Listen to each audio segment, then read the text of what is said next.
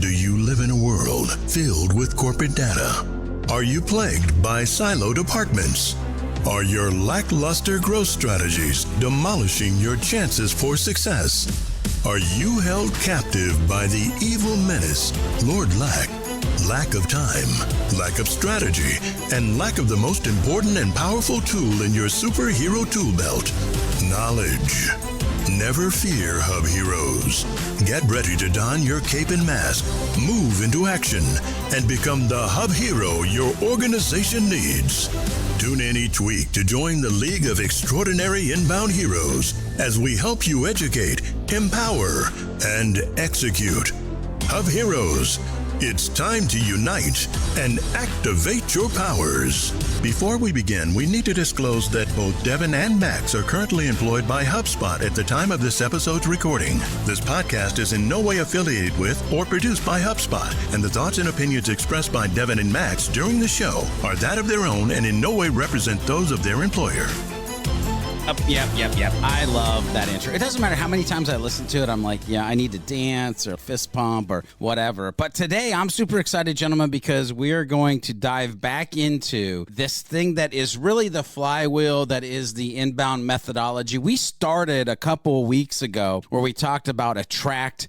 What the hell is good content anyway? We deviated a little bit because inbound, which by the way is days away, not weeks away. Woo! My goodness, I can't wait. And then we had last week our special first co-host, host, whatever you call him, Troy Sandage. And man, talk about just a massively valuable growth strategy conversation. Devin was dropping bombs and mics through the episode. Troy was killing it. I was just along for the ride. I was like, buckle up, giddy up, let's go. Now today, though, we're going to talk about engage phase, is building trust bullcrap. Again, I always love when we start these out because I don't know where this is going to go. But I do want to have a little history lesson, because if you're listening to this, which you are, because you hear my voice, let's just get that out of the way. You're listening to this. If you have joined Inbound and HubSpot in the last 4 to maybe even 5 years, there is no history to what it used to be like versus what it's like. Meaning, if you came for the ride and it was initially the flywheel and it was attract, engage, delight, that's all you know. You don't have the historical seasoning of what the inbound methodology or the buyer's journey used to be. Because here's the thing, what I want people to realize, if you look at the flywheel, and I've never heard anybody talk about this, there was a dramatic change. Because inbound 2012, 13, 14, 15, 16, 17, whatever, it was this 4-step thing where it was attract, it was convert, it was close, and it was delight. And all of a sudden, through the magic of an inbound stage and a big, huge flywheel and Brian Halligan, we went from 4 things to 3 things, and nobody explained how the 4 became 3 and what the frick that meant for marketing, sales, or other folks. And so today, as we think about and talk about funnel versus flywheel, friction versus force, historical inbound versus what we're doing now, we have to have a little bit of a conversation of how attract, convert, close, and delight morphed into attract, engage, delight. And so what does that mean for the convert, close that is now the engage for your sales, marketing, and service teams? Anyway, that's our history lesson. Gentlemen, when I bring that up, there was nodding of heads. Where does your brain go? What are your thoughts? The thing with engage, I personally like it a lot more because it's more, I guess you could say it's more holistic as far as your approach. It's not like you're thinking going into it, it's like, convert, I won, or now I'm going to sell them to close. That's a bit too dialed into, drilled into task and not about the buyer itself and the buyer's journey. That's just where my head's at. I have strong feelings and opinions on engage. All positive, though, all positive. Yeah, I agree with you. I much better like the idea of engage, especially when we start to think about the idea of the inbound strategy being like an all-encompassing business growth strategy versus just a marketing methodology. I think like when we talk about convert, close, it very much kind of sits it very specifically within the realm of sales and marketing, and service has like almost nothing to do about it until you get to delight at the end. And it puts like too much of an emphasis. I think the other thing too, like when you really think about it, all parts of a business can attract, engage, and delight in their own ways. Service teams can attract in certain ways. Marketing teams can delight. Like there's sales teams can delight. Everyone can kind of do everything. So it's cool because it kind of takes that framework and it makes it a little bit more flexible for all areas of the business to kind of have a hand in and think about how they're applying momentum, not just in their specific area, but how they can apply it all around this sort of growth cycle. Yeah. And I just like how it makes it a little bit more flexible because, again, all businesses are very different. Not everyone has the same exact sort of tightly defined definition of converting and closing somebody. When you open it up a little bit more and make it kind of like a sturdier framework that can apply to more businesses, I think it makes the utility a little bit better there. I love that we are actually very all aligned on this because I too am not complaining about the change, but I think you have to mentally have history in your brain so that you can understand what the future is to bring when you start to talk about this flywheel, this inbound methodology. And I love Engage for two reasons. One, it is very much more a human term that you can wrap your brain around. I'm supposed to engage. And to what you said, Max, the second thing, it becomes now a very holistic business, holistic thing where it doesn't matter if you're the janitor, if you're the support rep, if you're the chief marketing officer, if you're the business owner, it all still comes down to in your job, in what you're in charge of, you are in that kind of engage phase. Now, so the listeners know, if you haven't listened to the Attract episode, go back, do that. That will be in the links in the show notes. Also know that moving forward, because I tried to count, Max, but I lost count the amount of times you said delight in your last segment. We are going to have an episode that is about delight. That's going to be coming up next. Delight, happy customers, happy life. We all know that's probably true if we can make that happen. But I have found that there is this interesting question that I've started probably 57% of the episodes with that I felt like, you know what? That's what I'm going to start with again. And because both of you have been historical trainers, I want to know when all of a sudden Engage showed up on the scene and Convert and Close were like, poof, you're out of here, brothers. Fired. When Engage came on the scene, how did you start? And even now, how do you teach people or explain Engage across sales, marketing, or just general business? When that change happened, a big thing I always try to do as a trainer is try to take something that was like a little more abstract, which, let's be honest, the flywheel is sort of an abstract idea, right? Because you can define a lot of those stages very differently depending on how your business works. I try to take that and make it like very literal so it's super easy to kind of understand. So when I think of the engage phase, you can look at this in a couple different ways, I think, because I think it's kind of good that they got rid of the idea of Convert being its own stage, because in this new sort of age of inbound where, you know what, maybe we're not gating all of our content. I know we're going to do a whole episode on that in the future. Maybe we're not trying to get people's email addresses off of every ebook and thing that we do. Like maybe we're making a lot of that stuff sort of free and open. The divide or the gap or the transition between the attract stage and engage stage kind of blend a little bit. If we were looking at more of the traditional sense, however, where you're gating your content to capture someone's information, for me, that's kind of where the classic way that we look at engage like starts. You attract folks by putting content out there that people are looking for. They read enough of it to trust you enough to give you their information. So this crucial engage phase like starts when they literally give you a way to get in touch with them. They give you their email address. Maybe they follow you on social media, whatever. In the classical sense, we're kind of saying you've captured their email and maybe some information about them. So the question now is like, how do you get them to a point where they're ready to talk to a salesperson? We also got to think about the sales process too, because the stage after engage is delight. So at that point, we're kind of assuming, not all the time, because again, I think you could translate the flywheel in a lot of different ways. But if we were to give it a little bit of rigidity, we would say you probably start delighting someone after they've become a customer, which means the sales process also happens in the engage phase, at least the first one, or the first time someone becomes a customer. So if you need a very rigid way of looking at it, the way that I tried to make it make sense to me and anyone I kind of like taught the concept to is a rough way that you can look at it is It starts when you get their email. Halfway through, you get them to a point where hopefully they want to raise their hand to talk to a salesperson. And then the second half of that engage phase is the sales process. And they leave that engage phase and move into the delight phase once they become a customer. If I had to give it a very rigid prescription, that's what it would be. However, we don't all have to live by those definitions. It can kind of blend a little bit more.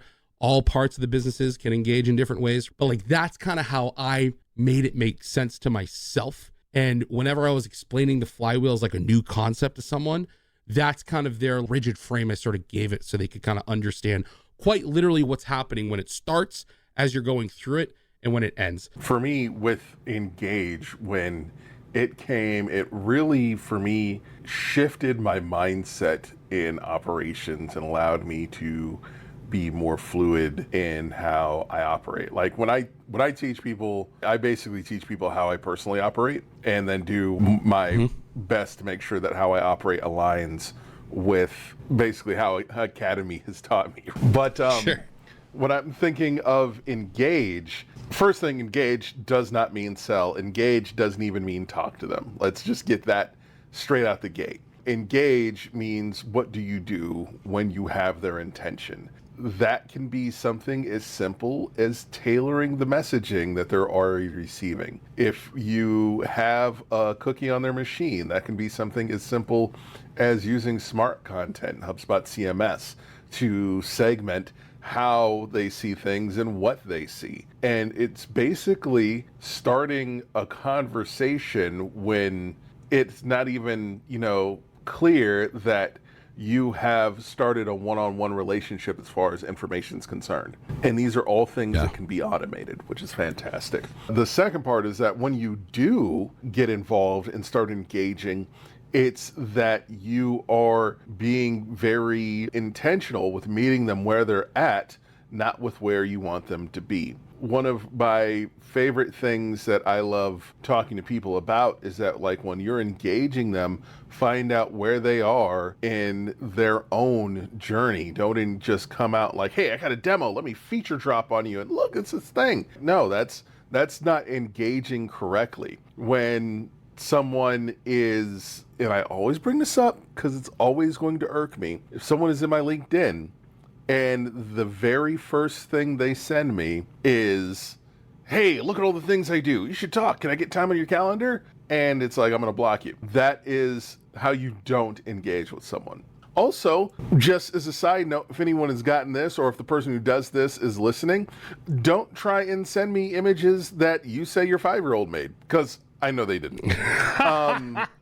That I'm not stupid. Stop insulting my intelligence. Your child did not do this. It looked like an adult who was just really bad at Canva. Finally, engage can just be as simple as having a conversation. It's like just as simple as that. Like, there's this one person who sent me a LinkedIn message and said, hey, how are things going in your neck of the woods or your side of the pond or something along those lines? And I almost answered. Then I looked at their profile and it's like, oh, you're trying to sell me something. That was good. I wish there had been like a little bit more authentic in the interaction, or at least as a BDR gone through someone else or done something that made me feel like more than just some prospect or a number they're trying to hit. Taking all the way back to the engage, raise versus a convert and close, I think Max put it beautifully. It's a spectrum. They blend together. You can go from attract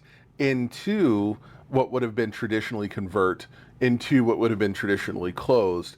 You can do all that step by step as it pertains to your business and culture using the engage phase. See, I love so much about what you both have been talking about. And I want to spin back around here in a hot second, Devin, because even the picture that you were painting, when we think about engaging as a good human or engaging as a maybe not so good human, at least you might be a good human in real life, but your marketing, your sales, your business tactics are allowing you to lean out of what should be happening on that good human portion. And I want to circle back around here in a minute to the idea of setting goals for what would be successful customer engagement. And I am using the word customer because one of the things I wish more companies would do is just treat their prospects like customers. There's this mental thing that happens that a customer is of value and a prospect is just somebody that I'm trying to cram through a historical funnel or throw onto my whirly-burl flywheel. And if we would just have this idea of, nope, they're all customers. I'm going to treat them like they're a customer. All humans have value. I do want to circle back to this setting goals of what does successful customer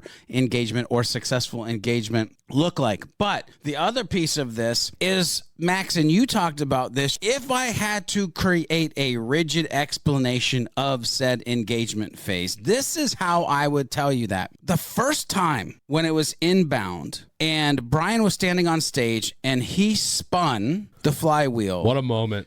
The thing to me that was fascinating that I don't know if everybody paid attention to is if you watch the flywheel, it was blurry. Now, I want you to think when you were a kid, you had the pinwheel. The wind would blow, you could hit it, you spin, red and silver and purple turned into like almost a solid color. And so for us to give a flywheel a rigid set of rules is kind of weird. Yeah. And I almost wish there was a way, not in a funnel way, but a way that we could flatten out the flywheel for a hot minute and realize, gosh dang it, we're going to be engaging during awareness.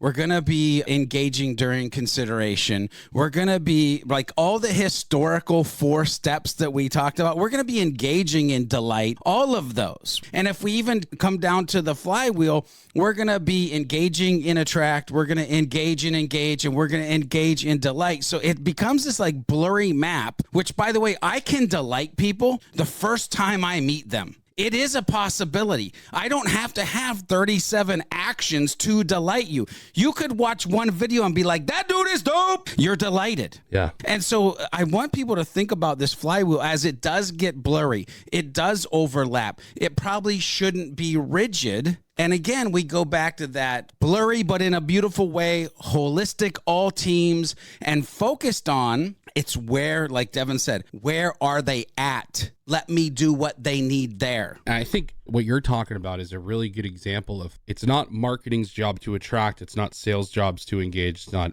services job to delight. Everyone can do it. I'll use me as an example. I work in sales, yet I do a lot of attracting by creating a lot of content as a salesperson. I engage people by having conversations on LinkedIn, working with customers throughout the sales process, supporting my sales reps so they can have meaningful conversations with people. And I delight folks by ensuring they're buying for the right reasons. They understand the different avenues for support and help they can get in the future, checking in with folks and even talking and engaging with customers already out there in the community and making this a good place. Everyone can touch every single piece of it. If you're a marketer, it's not like you stop sending educational content to folks once they become a customer. You're doing all this stuff. We're creating video and blog content and doing all your search engine optimization stuff to attract people so you can talk to them in the first place. But then as you're nurturing them with continuous educational content that's relevant to them, you're doing a great job at engaging with them. You're giving them avenues to raise their hand at the right time to talk to sales when they need to, continuing that engage motion. And then after they become customers, look at HubSpot Academy. That is part of the marketing team. We are helping people get more out of it and be delighted. And we don't work in support if we're in marketing. Everyone can touch every single piece of it. So flattening it out, I think, is a huge piece. There's one thing I wanted to circle on what Devin was saying about like where Engage kind of started. And it's not necessarily just like when you capture their information. I think as folks continue to have the conversation around demand gen versus lead gen, it's not so much, I think it can start when you capture their information in that more traditionalist sense of inbound marketing. Whether you're a ungate everything hard L, or maybe you're a gate everything and really do the super traditional way we understand it, or you're something in the middle, really doesn't matter. It could be that it starts when you capture their information or when you capture their attention. And you haven't really captured their attention if you haven't really put the work in the attract phase anyway. The methods, I think, in which you go about engaging, if we capture their email, great. We'll use email as a tool. We'll do it the right way. We'll use their information, not abuse it. But engaging when we're not capturing emails at the top of the funnel and we're more so working on capturing attention,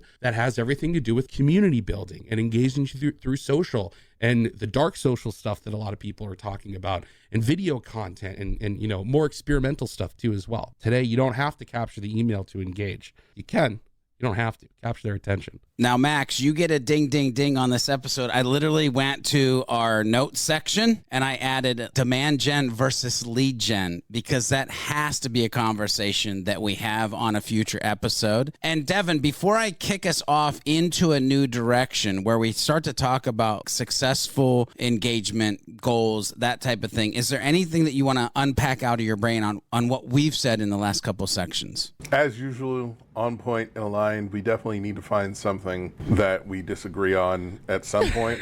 But right now, no, we're all basically saying the same thing. Engagement isn't just about trying to sell. And it's like the job isn't done once you capture the email address. And the job doesn't just start when you capture the email address. It, as with almost every part, like Max said, you can attract no matter where you are in the organization, you can engage no matter where you are in the organization, and you can not only delight no matter where you are in the organization, but you can delight at any point during the buyer's journey. Your goal should be to delight at any point in the buyer's journey. The engage phase is important because at the end of the day, every goal in your interaction should be solving for the customer.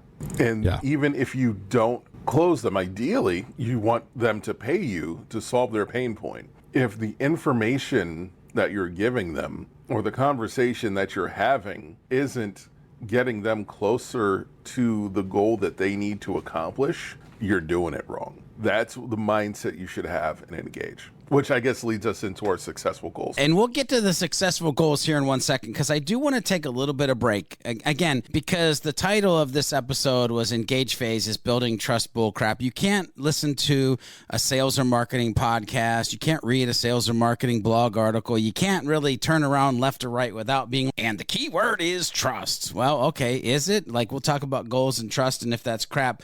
But I'll tell you, there's a couple people that I want to mention because obviously they're starting to trust us. See what I did there, ladies and gentlemen?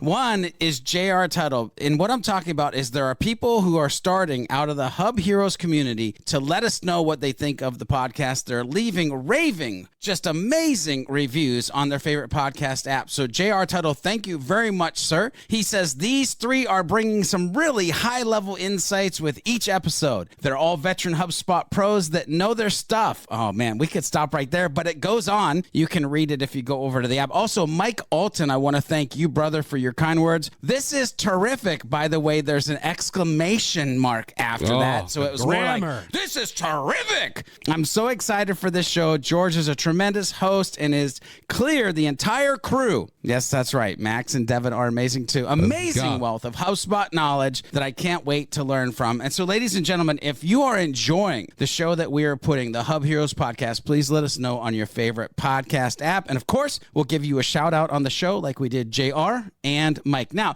let's get back to the conversation of setting or goals or just this idea of successful engagement. When you think of digital marketing, inbound marketing, content marketing, inbound sales, ABM, all the words that we could throw at it, what does successful engagement look like? And why? My God, why is it so important? I feel like we're about to get into the very controversial MQL discussion.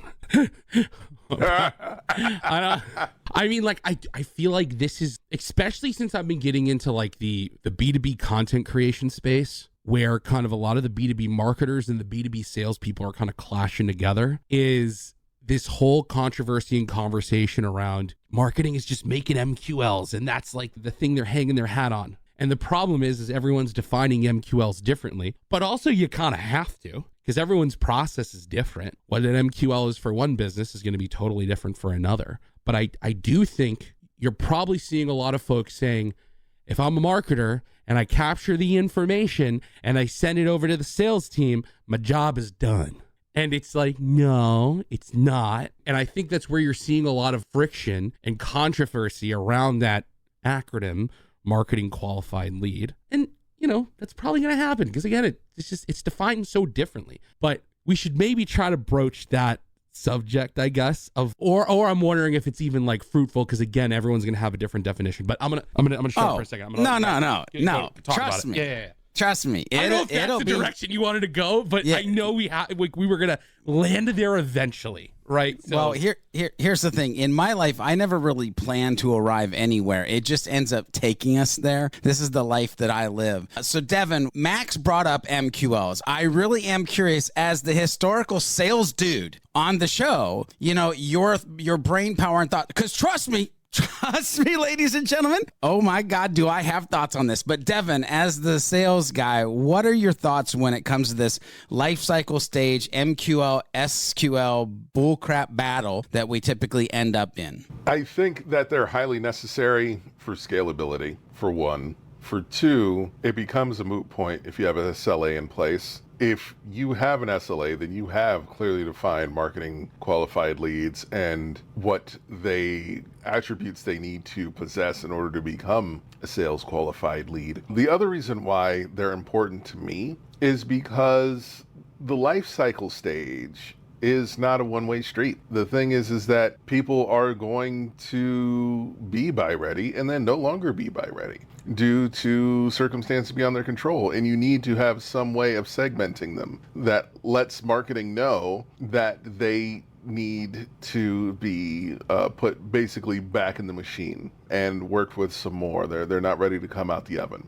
The thing is that if your organization is set up correctly, where there's sales and marketing alignment, then yes, it needs to happen. If you're in a small organization where you're not getting very many leads, and so basically you're going to try and squeeze the water out of whatever rock rolls into your yard, then hey, go for it. Feel free to funnel the form right to the sales team. Good on you.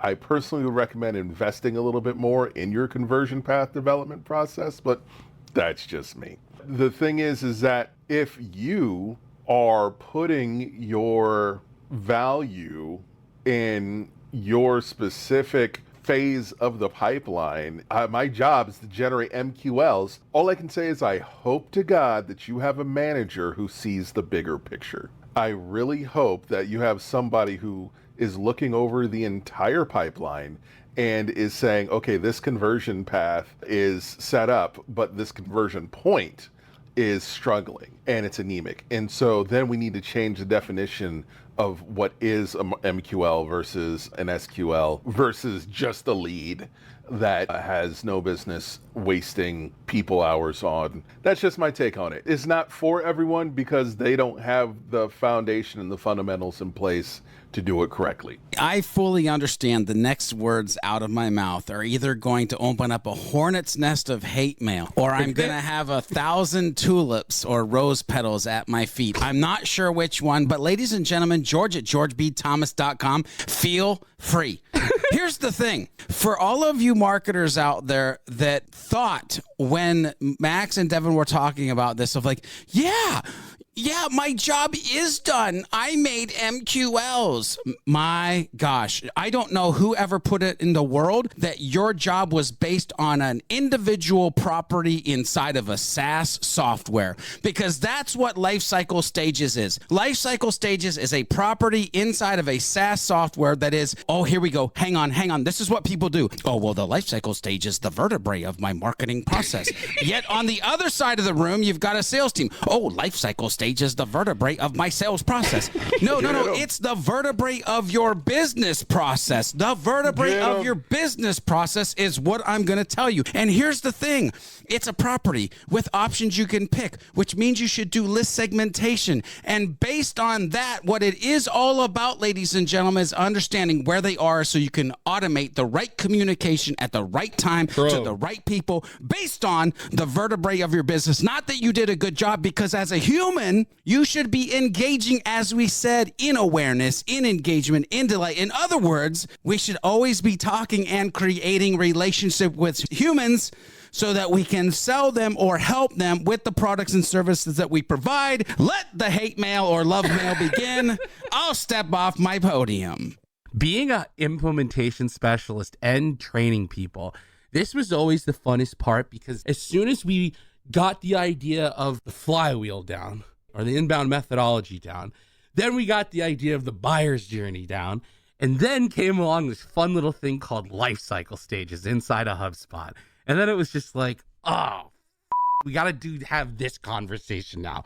And it's a tough one because for the longest time, up until very recently, inside of the HubSpot tool, you had 8 life cycle stages: subscriber, lead, marketing qualified lead, sales qualified lead, opportunity, customer, and evangelist, and other. Can't believe I remember them all, but I've had to explain them that many times. And you could not change them. You can now, which is a little known fun fact. You can actually customize those, which is super cool. But since they had such sort of rigidity, if you will, in the way that they were set up, I feel like I had to do not a lot of mental gymnastics, but I had to come up with a way that I thought it made sense, whereas like pretty easy, right?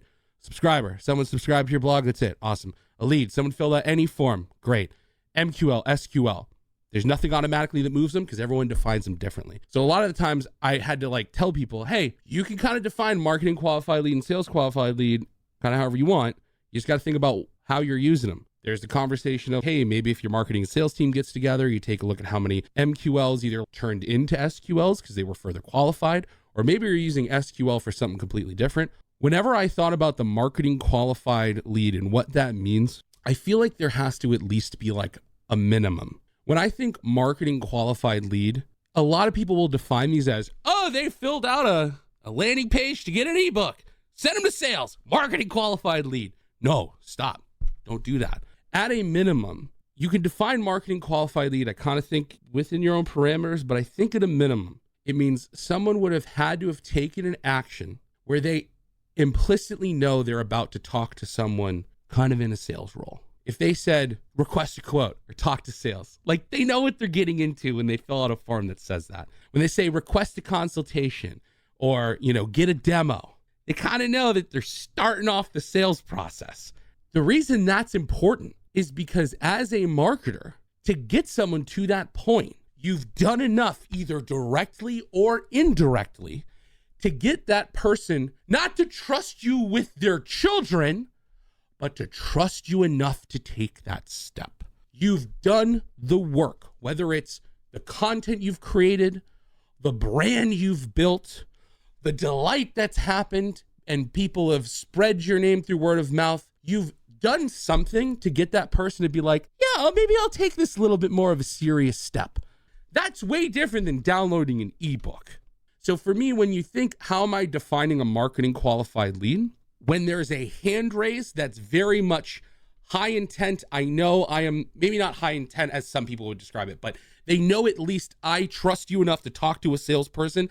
I think that should be the floor of what defines a marketing qualified lead if you're using that as one of your life cycle stages, because who knows? Now you can call it whatever you want. You can call it a banana. It really doesn't matter. Come up with metrics that kind of make sense, but just make sure those stages have utility, whether it's from a reporting standpoint or just someone looks at that stage and they understand what's going on of that, in that particular life cycle of that customer or potential customer.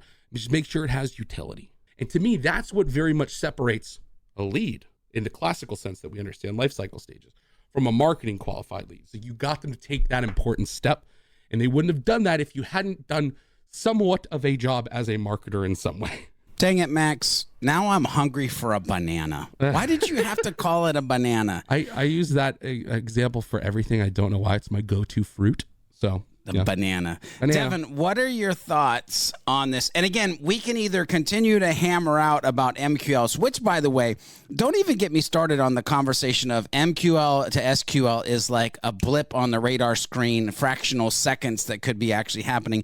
Don't get me started on lead status and how that works with life cycle stage. Anyway, those are probably whole other conversations. But if we circle back around to what does successful customer engagement, or what does successful engagement look like? Do we want to keep hammering MQL, or is there something else that comes to your brain? My first thought is, as far as what successful engagement looks like, the simplest term is to drive them towards their goal, not what you want their goal to be. You want their goal to be to give you money. That's not their goal. You don't go out every day thinking, who can I give money to? who can I hand my hard-earned dollar to do a thing that I may or may not need? That's not the way it's going to work. Sorry. If you're good at what you do, your company's good at what it does, and you are well-versed enough in what the company does to understand the problems that the company is solving, then good engagement is helping people understand problems that they may or may not be aware of and helping them get to the goal of solving them, which is the whole reason why they were attracted to you in the first place. Good engagement is offering value and not doing the call to action to close. The idea is to get a little, give a lot. That is good engagement. Being a good human being in general means giving more than you get, and or more importantly, giving more than you take. And what you should do is focus on being a good human being and just helping. And if you do that well and you're good at problem solving, then you're gonna make money. Oh, God, I love that so much. I mean, anybody who has listened to me over the last 9 years has heard me say, be a happy, helpful, humble human. I mean, come on. Be a happy, helpful, humble human. You reap what you sow. You put good into the world. Good's going to come back to you. Max, what are your thoughts on success here? Yeah. Okay. So I think we got to separate. There's the tools and the levers you can pull. And then there's like the overall strategy of like, what are you trying to do? What are you doing in the engage phase? Try to like make it as general as possible so you can then take your business and get more specific with it. I'm a firm believer that this framework can apply to almost any business. You just kind of take it and make it more specific to like what you're doing. When we think about the tools, think about what you got at your disposal. Content, again, is always going to be the most important piece because you can't really engage anyone if you don't have original, helpful, educational, valuable content that people actually care about. Okay, bar none. You're still focusing on your content here. Your delivery methods that you have: email, social media, some sort of community engagement, video, all the same stuff that you have available to you in the attract phase. You've got all these tools. You can figure out how to use them. A lot of that's going to be experimentation. But in terms of like overall, what are you trying to do in the engagement? Well, one, use their information. Don't abuse it. So a lot of what you do in engage is like, what do you not do? You don't immediately send them to salespeople when they're not ready to talk to salespeople. Okay. You don't spam them and bombard them with every piece of content you have, thinking that's going to magically get them to want to buy something from you. That's just going to annoy the shit out of them. So don't spam people. Send them, if you are going to send content to someone, make sure it's actually going to be relevant to them. And it makes sense it makes sense to send it to them based on what you know about them. So like ask good questions on if you are using forums, if you are gating content, if you are doing anything where you're capturing information, make sure every question you ask is going to provide value to you as a marketer. You get value as a marketer when it's something that you can use to hone that experience that's going to happen after.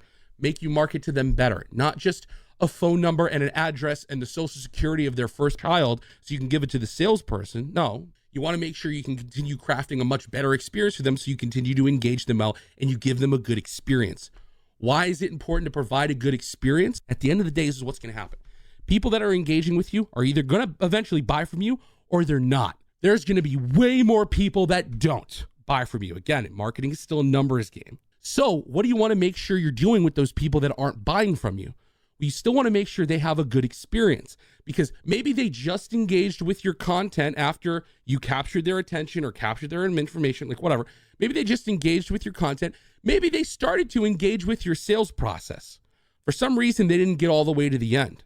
You still want to make sure those people either feel like they can come back later because maybe they didn't get to the end because it wasn't the right time, or maybe you want them to go like recommend your content, your services, your product to someone else because maybe they know someone else that would be a good fit, even though they're not. So you want to make sure whether they buy from you or not, they go through that experience of learning and getting more educated on their topic, going through a delightful sales process, or even just engaging with more of the content that you're nurturing them with. However you do it, social, email, video, or whatever, you want to make sure even if they're not buying, that they're having a good experience and they're telling other people about it, or they're either seeing you favorably. So if someone else comes across them and they ask you about them, or they find themselves in a conversation, you can still create promoters of your content. And that's great, even if they're not paying you money. Those are free marketers. honestly, it's going to take a lot of experimentation to figure out how your audience likes to be communicated with. Some are going to love email. Some are going to hate email. Some are going to be super active on social. Some are not going to be super active on social. Some are going to be in very specific communities online and you have to go to them. For example, like when I did my new hire presentation at HubSpot, I got all my traffic from posting in very specific places on Reddit. That's where I got a lot of my blog traffic. You got to go meet people where they're at. It's a combination of a lot of those things, but tactically at the end of the day, you're trying to, once you have their attention and you have their information, the next place you have to get them to is you want to get them into the sales process and make sure that sales process is a delightful experience. Oh my God, it's probably another episode. But what's funny, Max, is when I listened to you talk, then that last section, my brain went to, and I wonder how many people out there are asking the humans that they're helping, how do you best like to communicate? Email, phone. I wonder how many people out there asking, how do you best like to learn? Text, audio, video. How many people are paying attention to who the human is and how they like to go about their day? And then again, as we said earlier, meeting them there. So we're going to close it up. We're going to give them some action-oriented tips or tricks or hacks. They've listened to this whole episode on engagement and trust, which, by the way, ladies and gentlemen, I know we're going to probably circle back around and have a complete episode just on the word trust pertaining to your business and things that you can, should, could, whatever do. But what are some actionable takeaways? We can do one or two each, whichever, probably one each, but actionable takeaways that the Hub Heroes listeners can take with them and move forward next week. Be prepared to nuke your whole system. That is usually my default with whatever advice. Be ready to look at your entire process, see that it is broken, see that it is toxic, see that it is doing more harm than good, and get ready to scrap it and start over.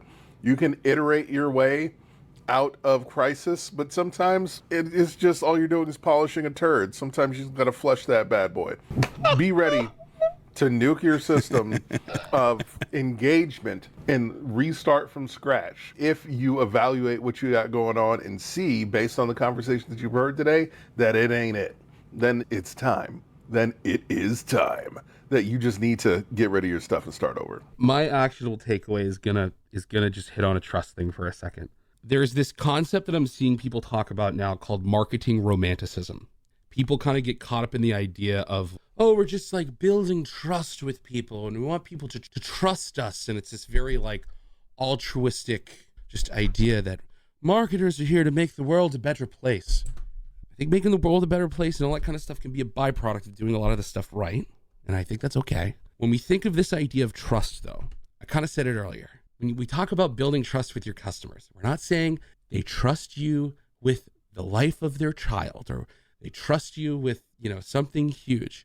What we're talking about is they trust you enough to do something specific. So like when we say build trust throughout a lot of this stuff, it's more that I trust that you know what you're talking about because you've proven it through your content and expertise. I trust that you won't abuse my information because you're not selling it to people. I trust that you won't try to hard sell me and send an army of sales reps down my throat and burn my phone with all the cold calls. I trust you enough to give you money. I trust you enough that you're not going to screw me and that you're going to deliver on your end of the bargain. I trust that you can support me and help me reach my goals as a business. Again, we're talking about building enough trust to get to the next step of the relationship. We're not talking about trust in this very brouhaha, very, fluffy kumbaya sense. So just don't overthink the trust thing. Little bits of trust that you earn along the way if you're doing this the right way. I mean, I might have just teared up a little bit. I'm going to throw that out there. That was like Max was preaching. And I may preach a little bit here towards the end too, because my action item, my tip is that I really need everybody to break this idea, this methodology of singularity. And what I mean by this is when we get a conversion, typically as a sales rep or a marketer, we think of the conversion as Max Cohen or Devin Bellamy or George B. Thomas or John Hancock or Betty White or whoever that single human being is. But we all know that there's this 6 degrees of separation.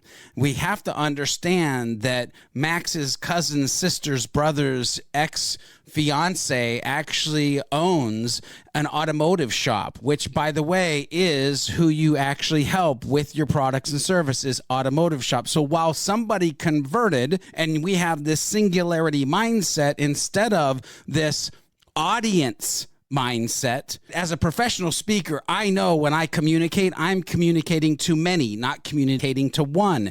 And if we could start with our sales and marketing to realize all these years we felt like we're talking to one individual, but we're talking to an ecosystem of families and friends, that would be what I would want people to do. Change this mindset of singularity conversions and singularity conversations. Okay, Hub Heroes, we've reached the end of another episode. Will Lord Lack continue to loom over the community, or will we be able to defeat him in the next episode of the Hub Heroes podcast? Make sure you tune in and find out in the next episode. Make sure you head over to thehubheroes.com to get the latest episodes and become part of the League of Heroes. FYI, if you're part of the League of Heroes, you'll get the show notes right in your inbox, and they come with some hidden power-up potential as well. Make sure you share this podcast with a friend, leave a review if you like what you're listening to, and use the hashtag HubHeroesPodcast on any of the socials and let us know